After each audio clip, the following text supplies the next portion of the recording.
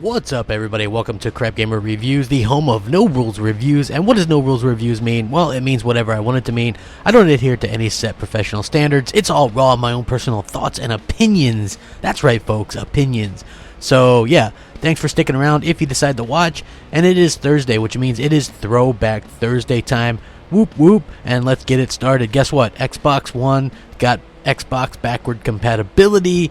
And I figured what a time to go ahead and jump in and review probably one of my all-time favorite games, and that is Star Wars Knights of the Old Republic. And I gotta say, you know, this game holds up phenomenally well. We don't get many Star Wars games in terms of great story, and this was a real throwback to a time when we were getting great Star Wars games, and KOTOR still stands up as one of the best ones ever told. If you're new to the franchise and you've never played it before, you'll feel right at home playing it on the X or the S. Fantastic game. I just have to say that, you know, obviously it's a downgrade to what we're used to in terms of big AAA games, but it looks good. You know, it looks good on the screen, even though it's, you know, not a big budget AAA game nowadays. But it's still, the reason why it still holds up is because a lot of the games that we do get nowadays are, you know, lesser graphically, so it's not such a big deal. And some of the lazier voice acting or worse voice acting wasn't really coming into its own back then. I mean, there is some good voice acting in here, but not as much as what you see nowadays. You know, this was like, some of it was laughable and kind of compared it to Horizon Zero Dawn or whatever, but for the most part, some of the characters have really good voice acting, nothing to really be ashamed of. But graphically, it's not a tremendous looking game, especially if you're used to newer stuff, but it is still a good looking game. Obviously the textures aren't great, you know, some of the faces aren't great, there's some jaggies and things like that, but again, the fun factor takes all that away, in my opinion anyway. So the game absolutely isn't terrible to look at. As far as the combat and stuff, it's like that pause type combat.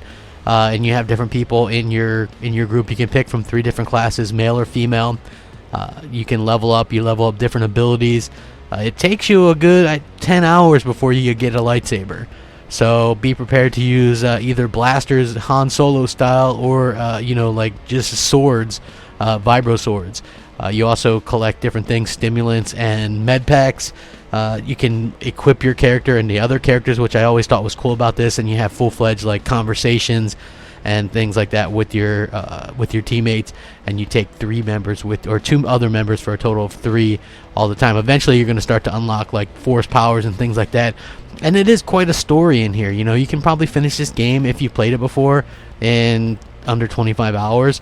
I've played this game so much, I've probably beaten it, you know, 15-20 times, but I'm already 5 hours into this one. You just get kind of lost in it. You just start having a good time, and next thing you know, you're, you know, 5-6 hours into it, and it's just that fun, people.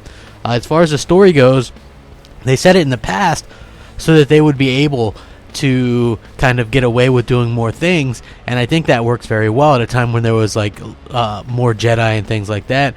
And props to them for doing that, because it really gives you an idea of this thing. So even though it's set years, thousands of years before, all the technologies and stuff are still literally the same, basically. And of course, one of the biggest twists in gaming, spoiler alert, you play as Darth Revan, who has lost his memory. That was such a shock when that happened. And then fighting Darth Malak at the end, and the Forge and all that kind of stuff. Absolutely thrilling stuff, and it still is. And it's only $10 if you buy digitally, like me, or if you're like me, you already had it. Just pop it in, and boom, you can play it after it downloads. A lot of fun. This is still one of the best Star Wars experiences you'll ever have.